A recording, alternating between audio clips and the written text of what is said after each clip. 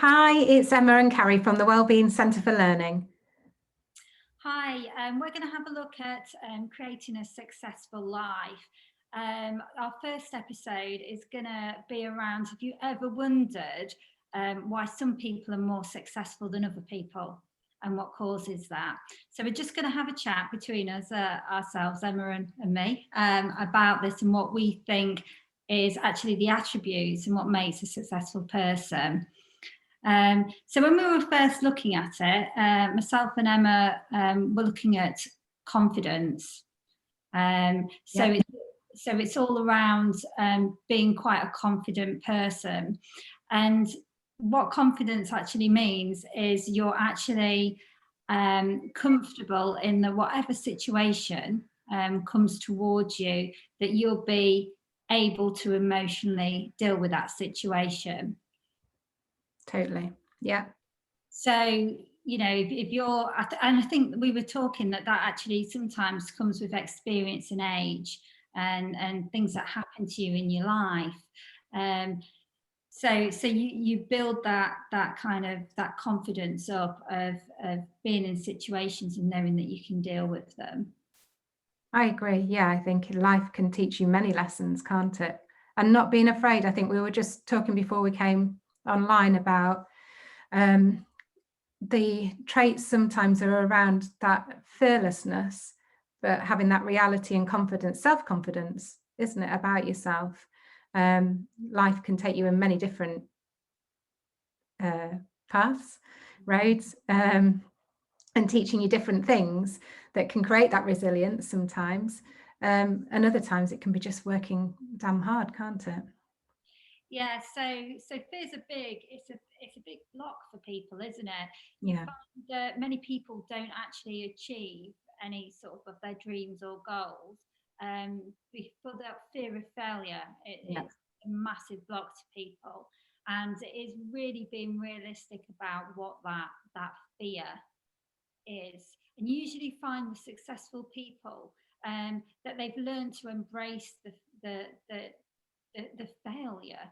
Yeah. So they don't fear it, they look at it as a life lesson. So if they'll try something and if it doesn't work, they don't go, oh, that's failure. And they go, no, I've learned something and now I'm going to try it this way. Yeah. A lot of the entrepreneurs, even the really well-known sort of entrepreneurs, they have started businesses previously, failed, and started again. They've dusted themselves off and started again because they have this unshakable kind of confidence and belief in themselves that they can succeed. It's unshakable, and it's a type of optimism, isn't it, as Yeah. well?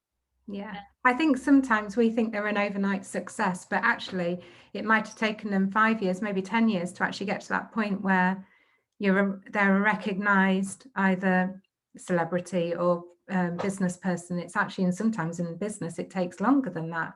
And sometimes I think we think that we've got to be that overnight success, and then these pressures around having to be that overnight success then can create these beliefs that we're not good enough or we're not trying hard enough, but we actually are. It's just the journey, the realistic journey is a lot longer than we're told.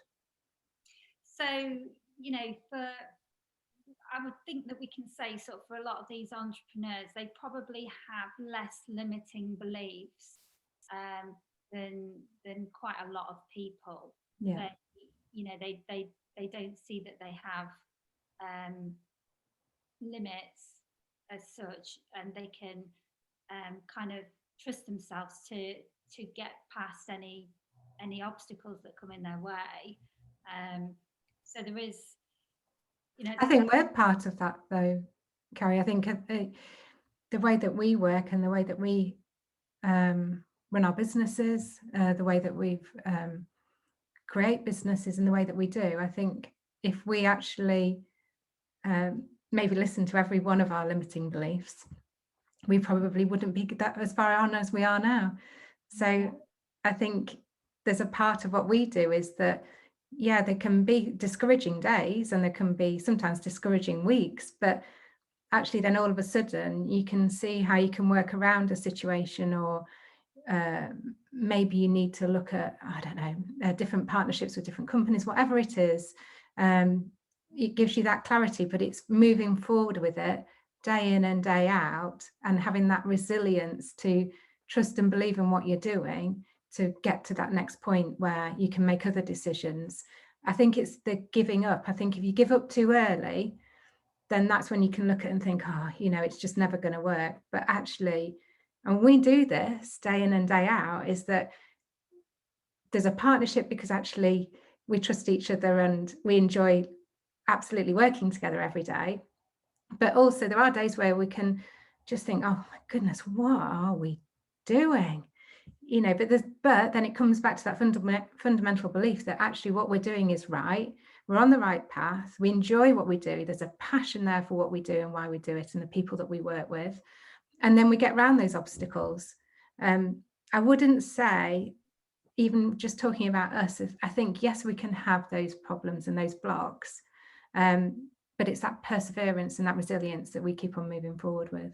And I think that's so similar to many people, whatever they're doing, whether it's a dream to be and want to be that actor or actress, or that business owner, or I don't know, qualified accountant, whatever it is that it is, you keep on moving forward with it. I remember, because I was a senior finance manager for some years, and I had a boss that said to me, and it's really true, don't give me problems, give me solutions. Yeah. And I've always lived by that, because whenever I think there's a problem, I will always think concentrate on the solution rather than the problem. Yeah. So I'll be aware of what the issues are, but I'll be looking for a solution, because I'm a great believer that there's always a solution. It's just finding it. So again, it's that tenacity, it's that willpower, isn't it? To find that solution, to find that answer. And that takes a drive and commitment and a passion to what you're doing to do that. So, I would say that a lot of entrepreneurs as well have a drive and a passion and a belief in what they are doing. It becomes part of their life purpose as well. Yeah. That's what drives them to get up every morning. To want to continue even when the blocks are there. Yeah. It's that resilience, isn't it? It's that I will find an answer, I will get this sorted, and total trust in yourself to be able to either find the answer or to find people that can help you gain the answer. So it's that communication and looking at all the other people around you and identifying actually how they can contribute and help as well. So I think that's I think you can't know, no one can profess to know everything ever, but what you can do is, but you can learn it, can't you? Yeah. And wanting to learn, I think that's another big attitude. You can't possibly know everything, but actually the wanting to learn, whether you're good or bad at it indifferently, have a go at learning a new task technique, whatever it is, new skill, but also recognize there are people out there that will be able to do it better. And it's also aligning yourselves with those people that can do it better, that can teach you along the way. And it's okay. You can, it's not about you having to do 100% of everything. That's a really good point, and it's, I think that's a key point, is that you might not be necessarily the best, but you can surround yourself with those people, and learn from them, and not be afraid to say, I need to learn this, I want to learn that, and identifying those areas. Some people can be a little bit embarrassed about asking for help or asking for learning, because they feel that they should be at a certain point. They put this kind of unrealistic expectation on themselves, and then they transpose that onto other people, of what they think that other people will think about them if they ask for that help.